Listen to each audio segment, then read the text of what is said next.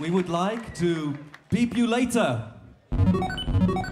Well, there's two of us. There's myself, Brian Duffy, and Mike Johnson here. And we first of all got together just through a love of the design of the ZX Spectrum computer, which I kept seeing at car boot sales very cheaply. And one day asked Mike about this strange contraption because I'd bought a manual and it said that the computer could make a beep sound. And I wondered if it was possible for it to make multiple beeps and if it was possible to make music from it. Mike had one as a child, and when I was a teenager I got really into programming in BASIC on the Spectrum, and to advance any further at that time the only language available really was machine code, and I got very frustrated and I wasn't able to get my teenage head around that. So when Brian suggested this project, that was kind of one of the things I wanted to pick up and learn.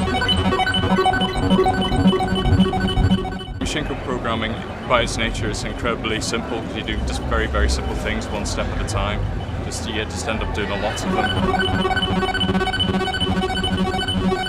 But we were asked today, for instance, if we used preset sounds, and we're saying no, there isn't any such thing. You have to write a program, you have to save it to cassette, you have to load it back into the computer off cassette before you play, and you have to know what even a gap between a note is, and you have to know what that is representative in maths, and you have to put it in one note after another. You have to understand what's occurring.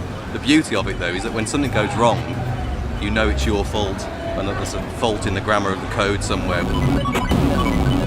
Some of the visuals are a product of the sound that you hear, and vice versa. Also, we've done some animations in the past, and we're going to show a couple of them as well.